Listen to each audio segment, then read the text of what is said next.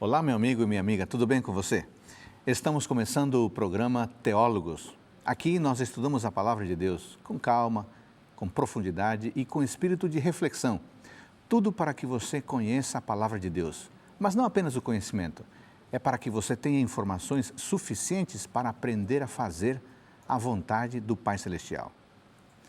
Você pode acompanhar informações sobre os nossos convidados, sobre os temas e algumas outras curiosidades, seguindo os endereços que aparecem aí na sua tela.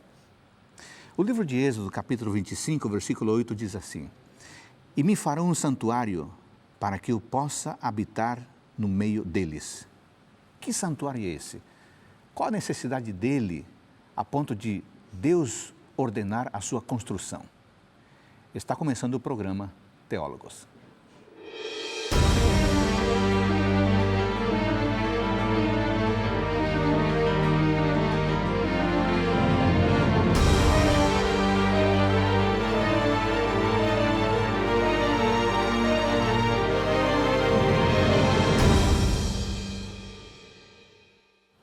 Nesta semana, o nosso tema é o santuário. Toda vez que falamos desse tema, lembramos do livro de Êxodo, capítulo 25, versículo 8. E me farão um santuário para que eu possa habitar no meio deles. Essa foi a ordem de Deus a Moisés. Esse assunto é importante, diz respeito à nossa própria salvação, o papel de Cristo como nosso intercessor. É um assunto altamente desafiador na Escritura Sagrada. Por isso, temos dois convidados especiais para nos ajudar a esclarecer a natureza, a importância e a aplicação deste tema para a nossa vida. Temos aqui o professor, pastor Adriano Emili. Tudo bem com você? Tudo bem. Muito obrigado por você tirar tempo, estar conosco. Você trabalha no NASP, é isso? Exatamente, eu trabalho no NASP, no campus que fica em Engenheiro Coelho. No interior de São Paulo? No interior de São Paulo, próximo a Campinas. E o que você faz no NASP? Eu sou professor do curso de Teologia. Nós temos a faculdade de Teologia no NASP, dentre outros cursos, né? Uhum.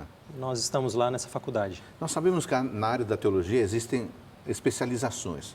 Qual a área que você atua? A minha área é a área de Teologia Sistemática, que é um nome técnico para designar doutrinas ou tópicos que são discutidos na teologia bíblica. Isso quer dizer que você fez o curso de Teologia, graduação, e depois? Uhum. E então depois eu continuei trabalhando no NASP como professor. E em termos de formação, eu fiz o mestrado em Ciências da Religião e iniciei depois o doutorado na Universidade Andrews. E agora estou aguardando apenas a data da defesa, a tese já está pronta e a gente está aguardando o momento de defender. Muito bom. Muito obrigado mais uma vez por sua presença conosco. Além do pastor Adriano Emili, está conosco também o pastor Jean Zukowski. Muito obrigado por estar conosco, por tirar esse tempo. Tá bom? Prazer para a gente estar aqui. Jean, qual é o seu percurso, a sua formação? Aliás, você também trabalha no NASP? Trabalho no NASP, na Faculdade de Teologia também, somos colegas de trabalho. Isso, e qual é a sua área de atuação no NASP? A minha área de atuação é na área de História Eclesiástica e Teologia Histórica. Muito bom. E o seu percurso acadêmico, os seus estudos, o que você estudou até agora? Eu tenho um bacharelado em Teologia, trabalhei 12 anos como pastor. Sim. Depois fiz o mestrado em História do Adventismo e aí fiz um doutorado em História Eclesiástica com ênfase na Teologia Histórica. Muito bom. Então, amigos, vocês percebem que nós temos aqui duas pessoas especialmente preparadas para esse tipo de discussão. Então, acho que as nossas conversas serão muito proveitosas. Amigos, vamos começar com o seguinte tema. Na Bíblia, constantemente, nós vemos que Deus faz aliança. E a impressão que dá é que há dois momentos dessa aliança. Temos um momento no Gênesis e temos um momento no Êxodo. Adriane, que aliança é essa? Por que foi necessário fazer essa aliança? Quando nós falamos sobre essa palavra aliança, às vezes pode soar como algo estranho, mas é algo bastante simples, né? A aliança nada mais é do que um tipo de relacionamento que é estabelecido entre Deus e as suas criaturas. E como todo tipo de relacionamento que nós temos hoje, esses relacionamentos, eles têm determinadas características, eles têm, às vezes, limites, eles têm condições, né? Então, quando nós vamos para a aliança bíblica, nós percebemos que todos esses elementos estão envolvidos na ideia de um Deus que quer se relacionar com os seus filhos. Ô Jean, eu li o texto de Êxodo 25:8, mas a natureza, a necessidade da aliança não começa no Êxodo, começa antes. O texto ela apresenta um Deus que está desejoso de estar com o seu povo. Fazer um tabernáculo é habitar. Isso indica que em algum momento houve uma separação entre Deus e este povo. Se nós vamos nos primeiros capítulos da Bíblia, em Gênesis, nós vemos que quando Deus criou o mundo, ele tinha ali um acesso direto, ele falava face a face com o povo, até que no capítulo 3 de Gênesis tem a história de como houve essa quebra dessa aliança, essa quebra desse relacionamento. Mas novamente Deus vem e traz uma possibilidade de reaver esse contato, trazendo a promessa do Messias. A possibilidade de estar junto novamente com o seu povo. Isso aparece pela primeira vez em Gênesis 3. Em Gênesis 3, capítulo 3, versículo 15. Então vamos ler esse texto aqui. Se você tiver aí, pode lê-lo para nós, por favor. A minha tradução aqui diz assim: porém inimizade entre ti e a mulher. Ti aqui é a serpente, Isso. onde aquela que causou a queda. Entre a tua descendência, a descendência da serpente, e a sua descendência, que é a descendência da mulher, que aqui é uma profecia messiânica, apontando daquele que ia restaurar os relacionamentos, que é Cristo.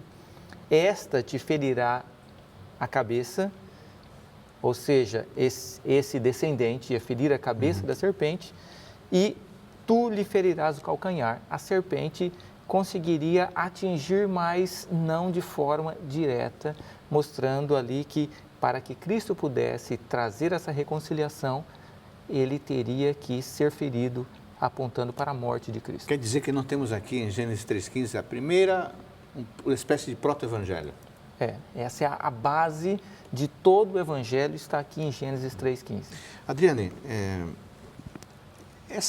esse relacionamento que você acabou de mencionar e que o Jean menciona que foi uma necessidade pela queda, narrada em Gênesis 3, quais as condições? É a lei, é a graça, Deus faz tudo, eu entro com uma parte, ambas? Qual a natureza dessa aliança, desse acordo?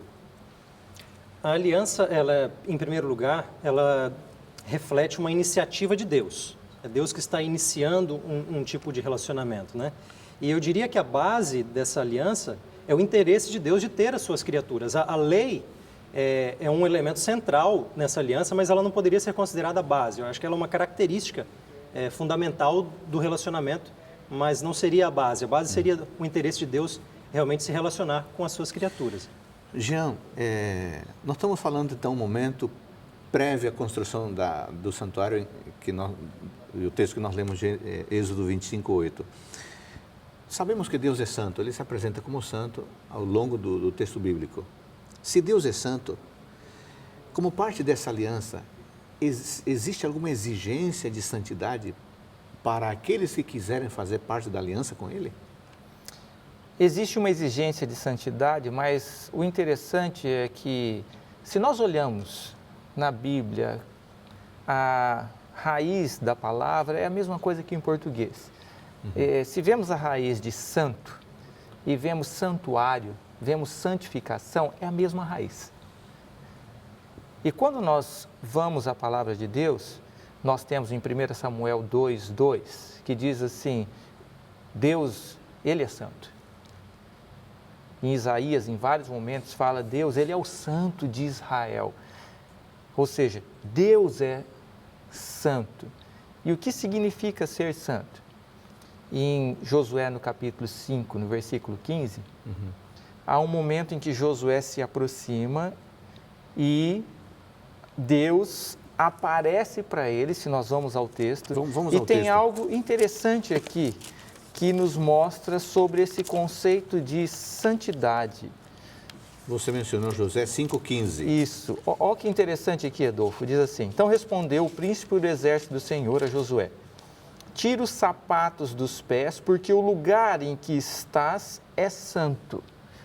Em outras palavras, aonde Deus está, se torna santo. Então, para que você, eu, qualquer um, possamos ser considerados santos, basta estar na presença de Deus. Então, santidade não é um estado que eu alcanço por mim ou por qualquer coisa que eu faço ou com relação à lei ou obediência à lei. Se eu me aproximo de Deus, estou santo. Porque santidade é estar na presença de Deus. Esse é o grande objetivo do santuário. Agora, não sou eu que me aproximo, é Deus que se aproxima. Ele diz: eu vou fazer um santuário para eu estar com vocês e eu vou te santificar, eu vou te aperfeiçoar. Então, é um conceito maravilhoso, é uma atitude de Deus, que é um ser santo, em nos tornar santos. E de nós só depende aceitar, entrar nesse relacionamento. Então, você está dizendo que o processo de santidade, que faz parte dessa aliança, só é possível na presença de Deus.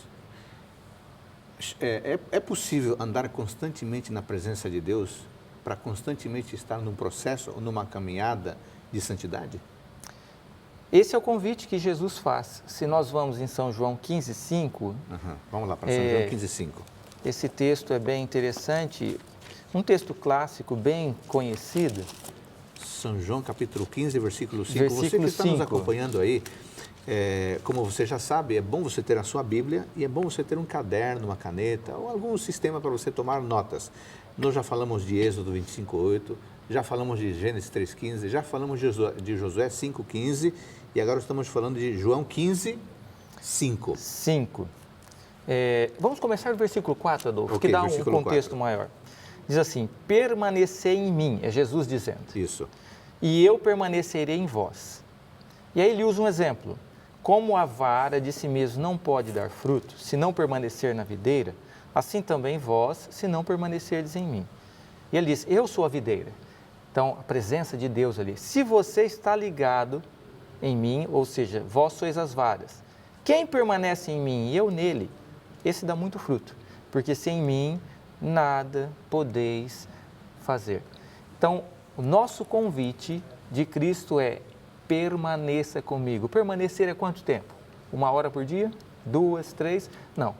Nós somos convidados o tempo todo a refletir na pessoa de Cristo, ver o caráter de Cristo e refletir: se Jesus estivesse aqui, o que eu faria? Quando assim o fazemos, nós temos Cristo conosco a todo momento e estamos santos. Adriane, você não acha que esse desafio da santidade, que é parte da aliança, é muito desafiador? No contexto em que vivemos, a impressão que dá é que, de modo geral, não há uma necessidade, um querer buscar a santidade.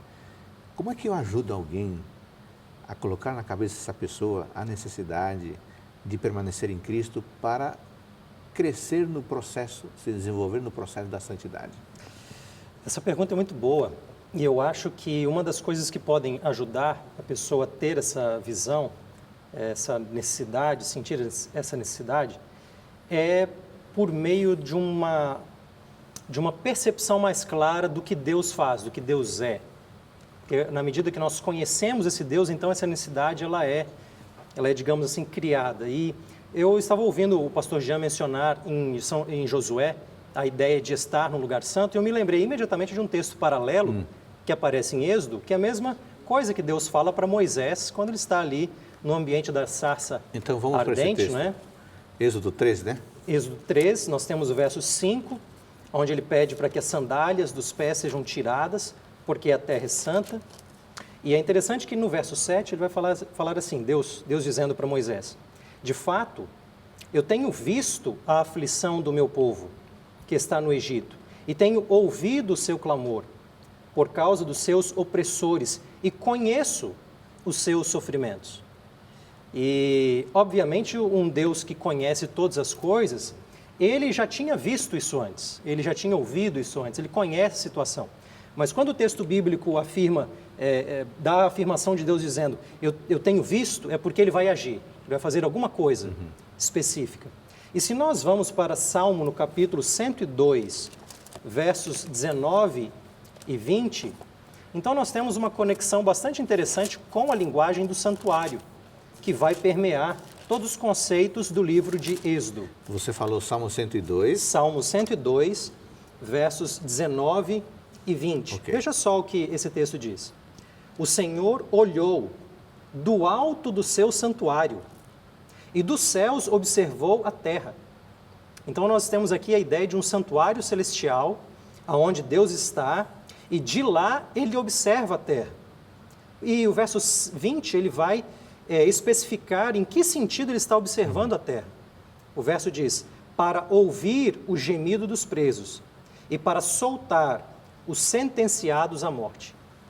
Quando eu associo esse verso com aquilo que ele fala para Moisés na sarça ardente, nós temos um quadro bem interessante do santuário, não mencionado explicitamente em Êxodo, mas através de uma conexão bíblica, canônica, nós percebemos que Deus está lá do alto do seu santuário, observando as lutas, os clamores, e Deus quer fazer algo em prol do povo.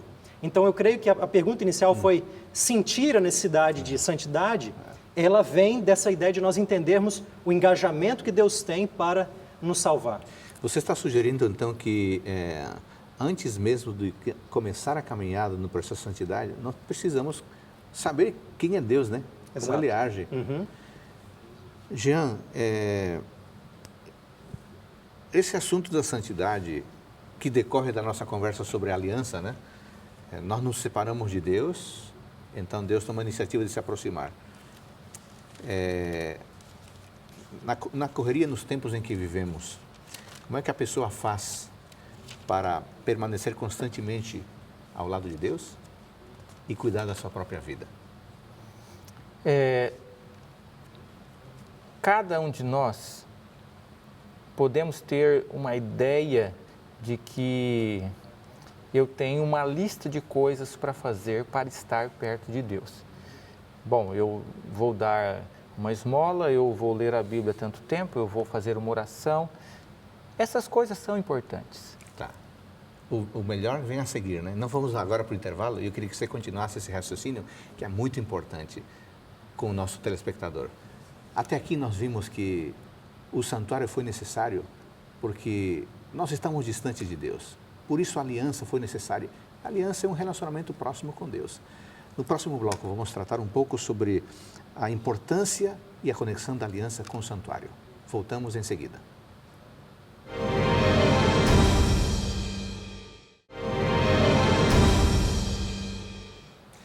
Nós estamos estudando o tema do santuário a partir de Êxodo capítulo 25, versículo 8, onde Deus ordena a Moisés a construção de um santuário para ele poder habitar com seu povo. Jean, nós estamos conversando no bloco anterior que, como parte dessa aliança, Deus requer um processo de santidade da gente. O Adriano já disse que isso é altamente importante. Deus toma iniciativa, ele tem interesse. Agora, a nossa vida é corrida. E você estava falando de uma lista de prioridades. Como é que é possível desenvolver santidade que exige permanência em Deus num tempo que cobra tantas coisas de nós? Eu estava dizendo que às vezes nós temos uma ideia de cumprir requisitos. Mas a comunicação de Deus é um pouco mais simples do que isso. Ela tem um processo, sim, aonde você vai ouvir a Deus através do estudo da palavra, você começar o dia com oração, estudo da Bíblia. Mas Deus quer ser seu amigo em todos os momentos, em todas as suas atividades. E não ter aquele momento assim, bom, momento com Deus, culto, igreja, bom, agora é o meu momento. Então, nas minhas atividades cotidianas, eu vou manter esse mesmo espírito de reflexão, meditação, se Deus está do meu lado. E eu vou me relacionar com o próximo, eu vou ver isso ou vou ver aquilo. Como eu poderia manter essa amizade sem afastá-lo, sem feri-lo, mais ou menos quase como um relacionamento entre dois amigos, marido e mulher, um procurando quase que adivinhar o que o outro pensa para agradar o outro. Mas aqui não é uma obrigação. ao reconhecer a soberania de Deus, o amor de Deus, você fala, poxa, Ele é tão maravilhoso, e Ele sabe muita coisa, Ele me orientou muitas coisas, como eu poderia, nesse momento, fazer? E aí você leva uma prece a Deus e Deus vai lhe dando essa sabedoria para, nesse dia a dia, você caminhar com Ele, trabalhando, no carro, na escola, em qualquer momento. Então, é um relacionamento pessoal que você aprende a ter com esse Deus e Ele te comunica as ações do seu dia a dia. Na verdade, então, isso não é um item a mais, mas é algo que dá sentido a tudo que nós fazemos. Justamente. Adriana, você falou anteriormente que a aliança pode ser compreendida em termos de um relacionamento próximo, no qual Deus toma iniciativa, né? Deus busca o ser humano. Ok, o que essa aliança tem a ver com o santuário, que é o nosso tema central? Essa pergunta é excelente, né? Ela leva a gente a fazer algumas conexões. No bloco anterior, nós lemos o texto de Salmos, que fala que Deus, lá do alto do seu santuário, Ele ouve o clamor, Ele olha para a terra, e Ele ouviu, na experiência do povo de Israel no Êxodo, a situação de escravidão em que eles viviam, né? Esse texto é importante. Lembrando aqui, Salmos 102, 19 e 20. Perfeito. E quando o Israel, então, ele é liberto, eles saem da terra, e como uma das notas de comemoração dessa libertação, Moisés vai elaborar um cântico. Nós temos o famoso cântico de Moisés, em Êxodo capítulo 15. Ele vai ser mencionado depois no Apocalipse, porque ele vai ser cantado também no contexto final, né, da história desse mundo, quando as pessoas estiverem salvas, numa comparação com a libertação que o povo de Israel teve no Egito. Eu gostaria de chamar a atenção para o final do cântico. Sim. Como é que o cântico termina?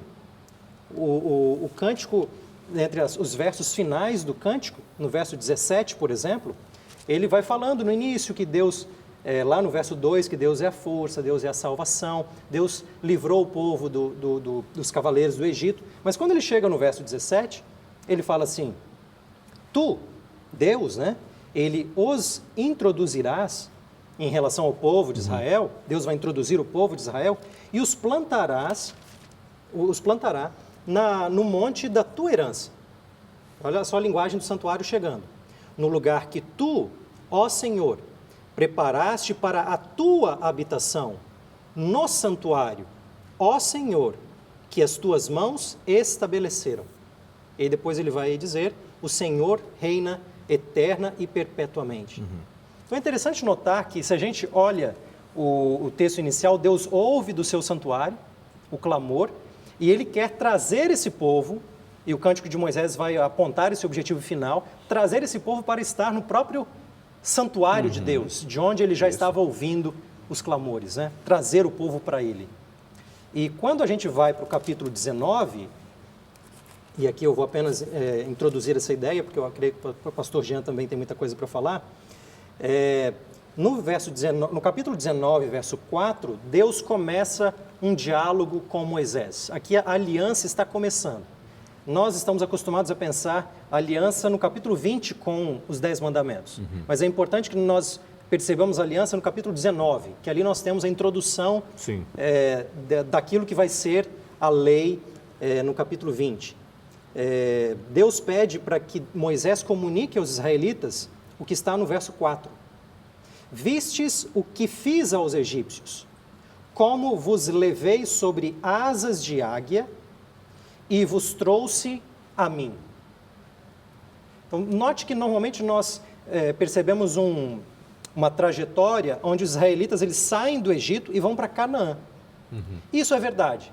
Só que de maneira mais profunda, a trajetória é sair do Egito e ir para Deus. Isso. Né? Eu trouxe vocês até mim.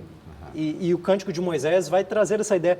O povo, o destino final seria trazê-los até o próprio santuário de Deus. Né? Mas é interessante a gente notar aqui que poderíamos ver, não, aqui está fazendo uma referência à entrada do povo na terra prometida que aconteceu com Josué e etc.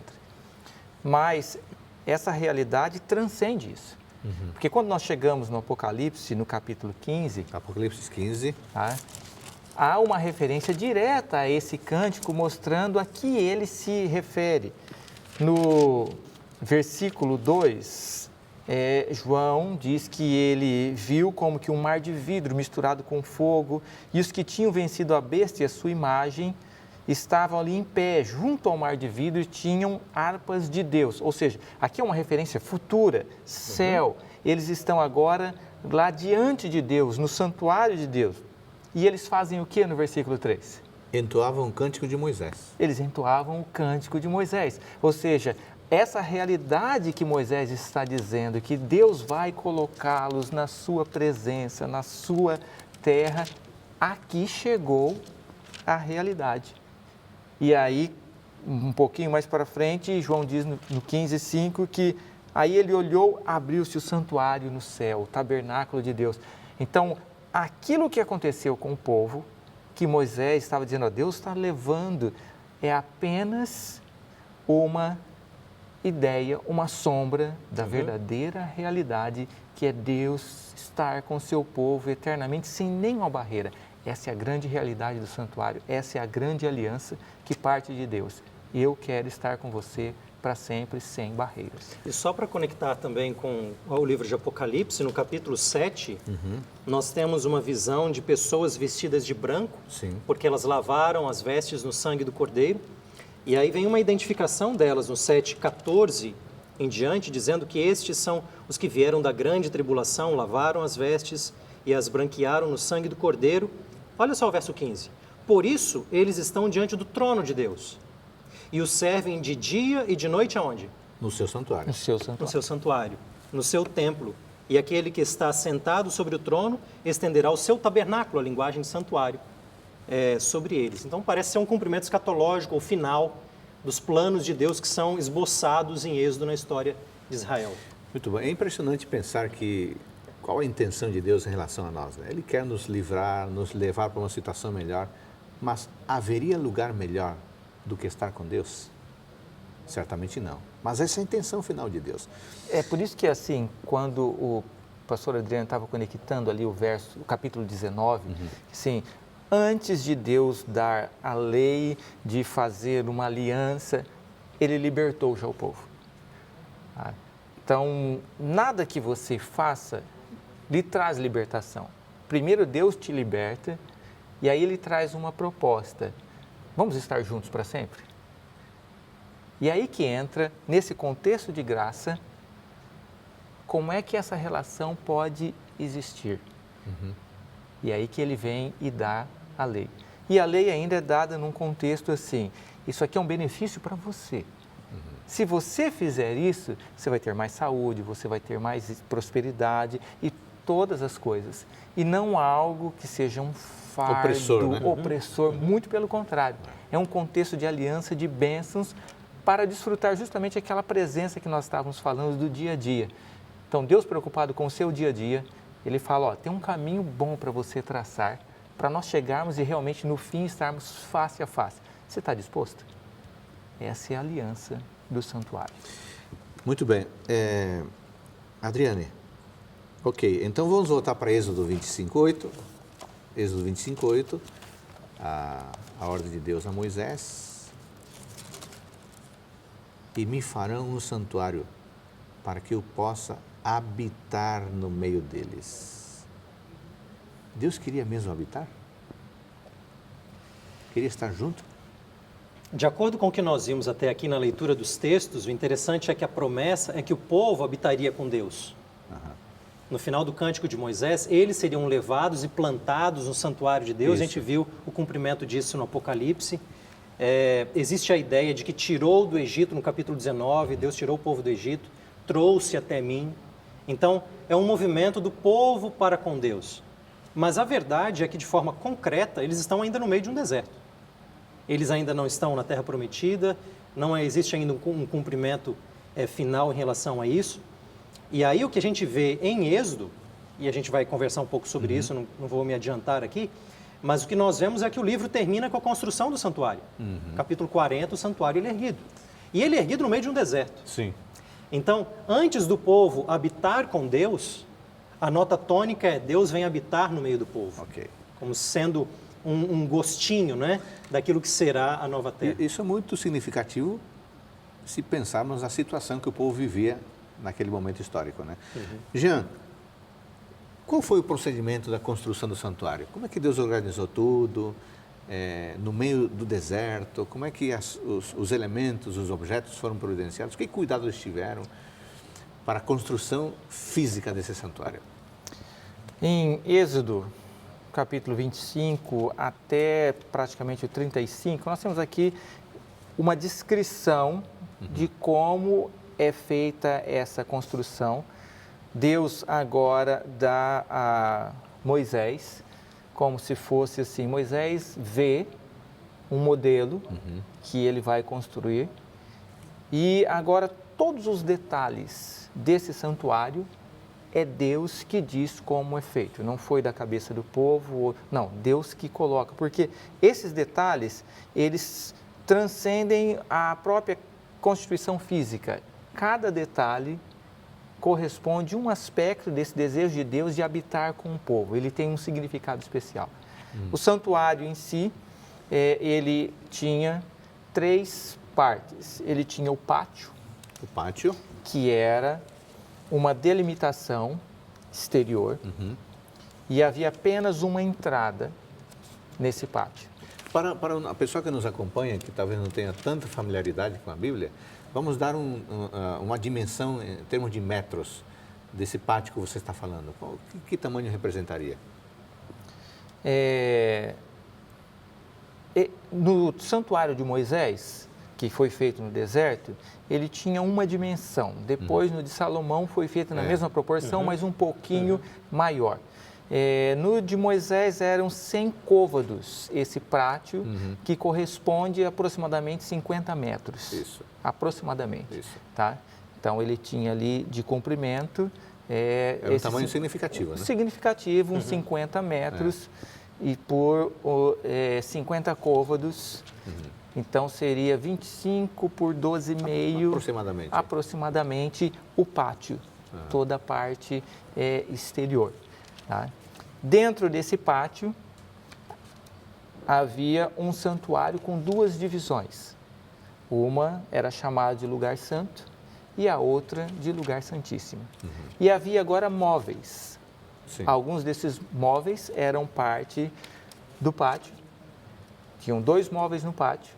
Era o altar de sacrifícios e a pia. E dentro de cada um dos compartimentos do santuário haviam outros móveis. No lugar santo nós tínhamos 3 móveis em especial. Nós tínhamos um candelabro, que é uma lâmpada com 7 braços. À frente do candelabro havia uma mesa com pães, 12 pães, em 2 pilhas de 6, representando as tribos de Israel, e havia ali também alguns vasos com suco da videira, tem todo um significado ali. E na divisória entre o lugar santo e o santíssimo havia um altar de incenso. Então, esses eram os móveis ali do lugar santo. Uma curiosidade é que não havia janelas no santuário. A única fonte de luz era aquela luminária, aquele candelabro. E no lugar santíssimo havia a arca da aliança, onde foi colocados os 10 mandamentos ali dentro, e sobre a arca haviam ali querubins cobrindo a arca. E era neste local, junto aos querubins, aonde se manifestava a glória de Deus. Então, era um ambiente não complexo, simples, mas muito significativo, importante nós entendermos o que representa cada uma dessas partes nesse desejo de Deus de estar com os homens. Nós vamos tratar disso no próximo bloco, mas, Adriane, a disposição geográfica do santuário em relação às tribos tem um significado especial também. Perfeito. É interessante que o santuário ele fica, então, no meio do acampamento. Ele é o centro daquele acampamento. A presença de Deus, né, é o centro daquele acampamento. Deus está habitando no meio do povo. E é só lembrar também que o que nós temos, de fato, é uma antecipação daquilo que Deus pretende no futuro. No futuro, o povo vai morar com Ele em seu santuário, mas o que nós temos aqui é uma antecipação provisória, por isso que o santuário ele tem que ser construído exatamente de acordo com o modelo, porque ele é exatamente essa antecipação, né? E nós poderíamos até falar que o santuário ele era mais do que uma ideia religiosa como nós temos hoje. O santuário ele alinha a ideia de um Deus santo, e daí a ideia de religião, mas também a ideia de um Deus que é o rei de Israel. E por isso ele está no meio do acampamento. E, portanto, o rei ele habita no seu palácio, não é? Então, o santuário ele pode ser observado, deve ser observado, inclusive, como o palácio de Deus no meio do povo. Eles são um reino ainda no deserto. Muito bem. Até aqui nós vimos que Deus tomou a iniciativa de fazer o santuário, de habitar conosco, embora a ideia final dele seja nós estarmos com Ele, do que apenas Ele conosco aqui. No próximo bloco nós vamos descobrir com mais detalhes quais são os móveis e o significado deles no santuário que Deus ordenou a Moisés construir. Voltamos em seguida.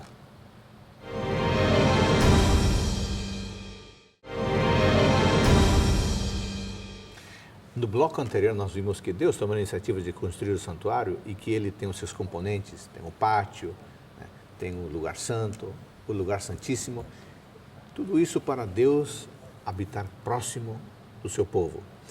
Jean, interessante notar que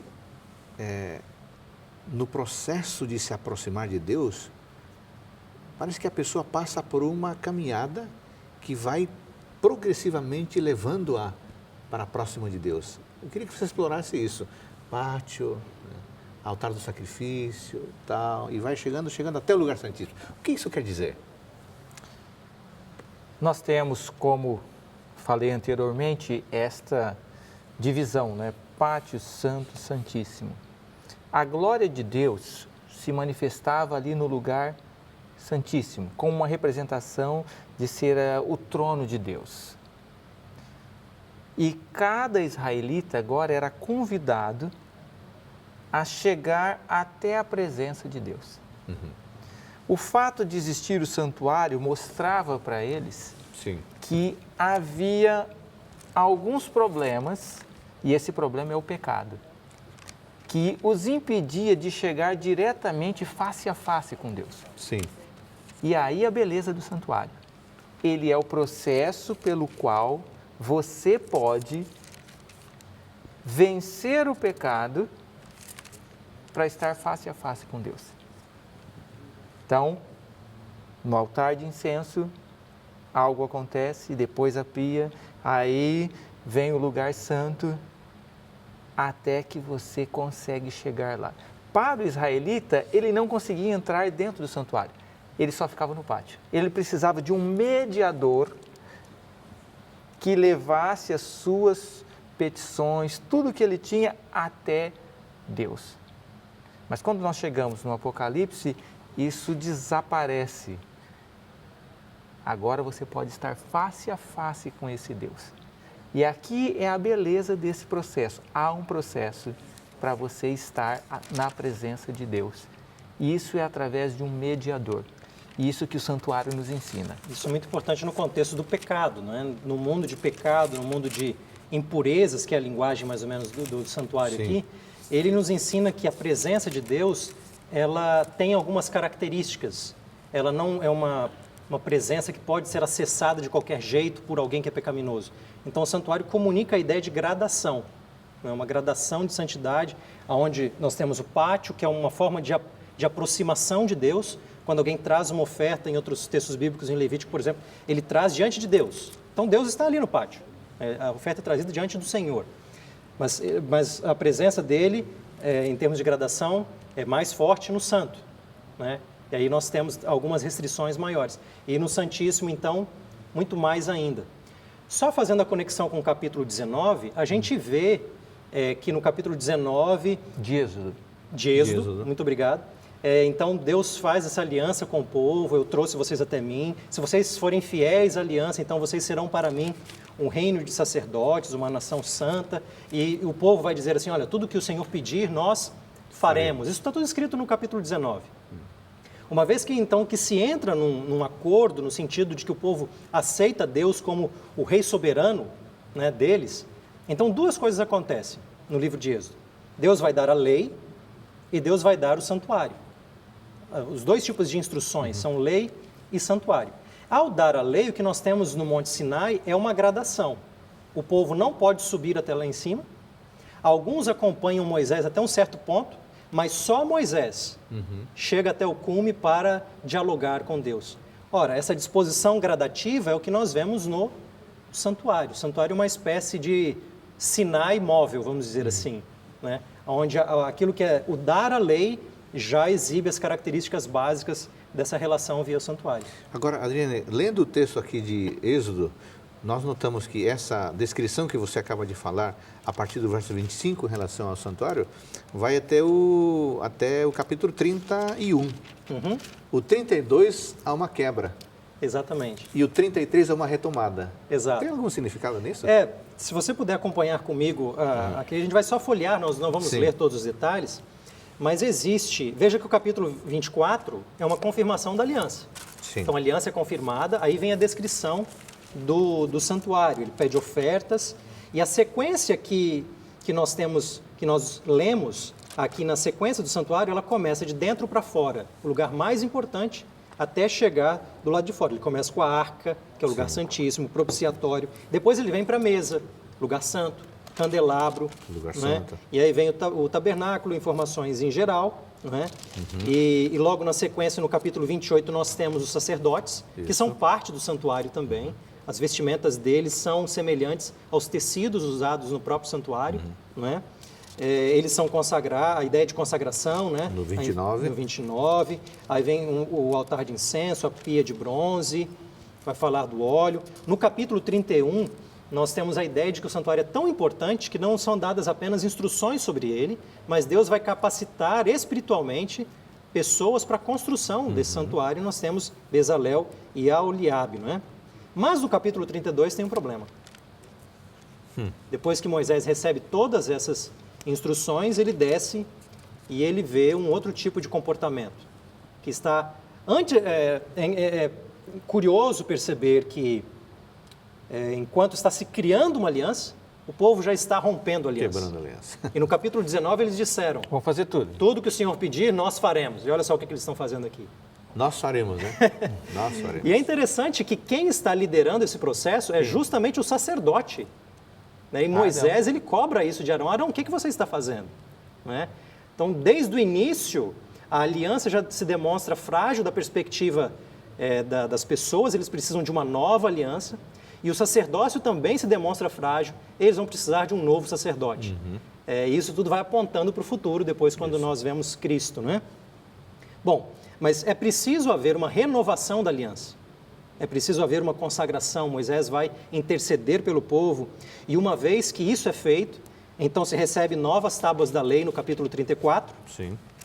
E aí sim, agora o povo está pronto para o santuário. E novamente é solicitado materiais, os materiais são solicitados para o tabernáculo, a semelhança do que foi dito anteriormente.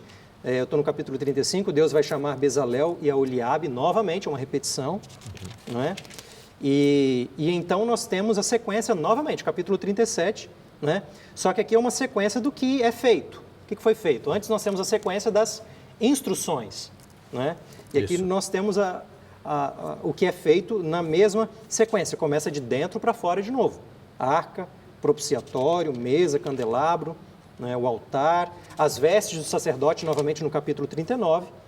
E então no capítulo 40 nós temos o clímax, né, do livro, dizendo, o tabernáculo ele foi levantado, ele foi construído. O povo ainda não está no santuário de Deus, mas em forma de uma sombra, de um tipo, de um modelo, digamos assim, em miniatura, nós temos essa realidade se cumprindo. Jean, aí, capítulo 37 de Êxodo em diante, descreve os móveis. Eles têm um significado? Eles têm um significado. Nós estávamos conversando sobre esse processo de chegar até Deus. Então, a primeira coisa que você precisa, ninguém consegue chegar na presença de Deus sem que haja um meio de fazer a reconciliação. Então, o pecado implica em morte. Então, Deus agora instituiu ofertas. Essas ofertas eram ministradas nesse altar de incenso que estava no pátio. Nesse altar do sacrifício. De altar de sacrifício, melhor dizendo. Ao trazer a oferta e colocar a mão sobre a oferta, o cordeiro, é como se você estivesse passando um título de propriedade. O que acontecer com ele está acontecendo comigo. Então, em vez do adorador ser punido, alguém estava sendo punido por ele. Esse era o grande simbolismo desse altar. Então, agora, a partir desse momento, o adorador estava livre. Alguém pagou o preço que ele deveria pagar. Então, é resgate. Mas esse é só o começo. Agora nós vamos entrando. Há ali uma necessidade de purificação. Tem a pia, o sacerdote, antes de entrar dentro do santuário para ir até a presença de Deus, ele devia se purificar. A distribuição dos móveis no lugar santo é significativa pelo seguinte: nós temos a visão de Deus habitando entre nós na pessoa de Cristo. É bem interessante que São João, no capítulo 1, fala o quê? Não quisesses formar nada para ele, mas formastes um tabernáculo. Ou seja, Jesus foi a grande demonstração desse desejo de Deus de habitar aqui na terra. Então, da mesma maneira que o tabernáculo foi construído, Jesus veio e se tornou o homem entre nós. Até o verbo grego ali no Novo Testamento seria traduzido por tabernacular, morar entre nós. Isso é a grande realidade que nós temos no lugar santo. Então, na mesa que haviam pães, havia o que é chamado pães da face, pães da presença, que simbolizavam Jesus, aquele que se fez presente entre nós. Mas você não consegue ver Jesus? Lembra que eu disse que não havia nenhuma janela no santuário? Nada. Seria tudo escuro, Seria tudo escuro porque tinha ali uma lâmpada. Essa lâmpada é um simbolismo do Espírito Santo. Então, através da iluminação do Espírito Santo, você consegue ver a Cristo. Quando Jesus saiu e foi ao céu, ele disse o quê? Não se preocupem, eu vou deixar o Consolador. E ele não vai falar dele mesmo, ele vai falar de mim, ele vai atrair todos a mim. Então, você só consegue conhecer a Jesus, que é a revelação de Deus que habitou entre nós, através do Espírito Santo que ilumina ali. E agora, é o próprio Jesus, que também é simbolizado pelo sacerdote que está mediando, que vai interceder por nós ali no altar de incenso. Tá? E a última fase é acabar com toda a separação e acabar a mediação e estarmos face a face com Deus dentro do lugar santíssimo. Então, em miniatura, o santuário apresentava isso. Primeiro Deus vem e habita conosco. Faz todo o necessário para que um dia nós possamos estar habitando com Ele, sem nenhum impedimento, sem nenhum véu, sem nenhum sacrifício, sem nada. Face a face com Deus. Adriane, lendo o texto bíblico ao longo do Antigo Testamento, você acha que as pessoas tinham consciência de toda essa representatividade, essa riqueza, dessa necessidade? Eu creio que existe uma progressão na palavra de Deus. As pessoas vão compreendendo melhor à medida que existe mais revelação, existe mais experiência com Deus. Então, nós temos uma progressão. Mas eu creio que algumas coisas poderiam ser entendidas de maneira bastante forte. E isso era suficiente para a época em que o povo vivia. O que mais me impressiona ao estudar o santuário não é o santuário em si. Algumas pessoas podem achar que as pessoas que gostam do santuário têm um comportamento quase idólatra, porque estão aí apreciando um templo, uma construção, mas não é isso, nada disso. O grande interesse no santuário é porque o santuário nos comunica algo sobre Deus. É via santuário que nós aprendemos algo sobre Deus. Então, por isso que o santuário ele é fantástico, por causa dessa questão, por causa da função que ele exerce ao me ensinar algo sobre Deus. O livro de Êxodo, por exemplo, ele conclui no verso 38, o último verso de Êxodo, capítulo 40. Sim. Fala assim: depois que a glória de Deus enche o tabernáculo que foi recentemente construído, assim a nuvem do Senhor estava de dia sobre o tabernáculo, e o fogo estava de noite sobre ele, perante os olhos de toda a casa de Israel, em todas as suas jornadas. Diariamente Deus estava com eles nesse lugar chamado santuário. Me farão um santuário para que eu possa estar no meio deles, seja de noite, seja também de dia. Quando a gente começa a ler o livro de Êxodo, a pergunta é: Deus está olhando? Ele está vendo essa opressão? Aonde está Deus enquanto o povo está escravizado?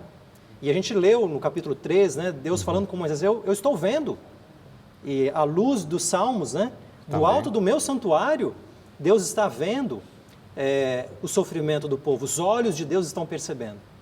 E quando a gente termina o livro de Êxodo, a ênfase está nos olhos agora do povo. Não é só que Deus está vendo, agora o povo também está vendo. Os olhos deles estão contemplando a presença de Deus no meio deles em todos os momentos. Muito interessante. Jean, nós falamos da estrutura dos móveis, mas o que pensar do cuidado que se tinha com os móveis, as famílias designadas para cuidar, o modo de transportar? Por que todo esse cuidado? Quando Deus ele sempre se apresenta como um Deus de ordem, justiça, e esse cuidado também era uma lição viva para o povo da própria santidade de Deus e como eles deveriam estar na presença desse Deus durante o seu dia a dia. Se nós olharmos tudo no santuário, era como se fosse não um drama virtual, mas um drama real. Ele chega ali com sacrifício e ele é que tem que imolar, matar o cordeiro. Então ele está vendo ali, olha, era eu que era para estar morrendo. Então, pedagogicamente, em todo o processo, em todas as coisas, Deus está ensinando de forma viva e real para o povo o que é estar na sua presença e ser santo, ser separado, ser um povo único. Então havia assim todo um cuidado nos mínimos detalhes, coisas que a gente acha insignificante. As argolas tinham que ser daquela maneira, isso tinha que ser desse jeito, só essa tribo podia carregar assim. Isso nos lembra um detalhe: quando eu adoro a Deus, não é do meu jeito. Eu preciso descobrir o jeito certo, né? Eu preciso estar diante de Deus. Às vezes as pessoas falam assim: eu não gostei disso, daqui. Não. Quando você vai à igreja para adorar a Deus, a sua preocupação está em Deus ou em você? Aqui Deus estava mostrando: você chegou na minha presença? Então, existe um processo simples, mas claro e educativo que vai lhe ensinar qual é o seu problema e qual é a solução e como essa solução é maravilhosa. Muito bem, amigos, nós estamos encerrando este tema do santuário no Antigo Testamento, no Êxodo. Muito obrigado ao Jean, ao Adriano por estarem conosco, nos esclarecendo esses fatos tão importantes. O que fica aqui? Deus quer habitar conosco. Deus quer habitar com você. E vai chegar o dia em que finalmente habitaremos com Ele no seu santuário. Você está almejando esse dia? Você está se preparando para esse dia? Deus abençoe você nesse desejo, que você cultive esse anelo no seu coração. Nos encontraremos no próximo programa Teólogos.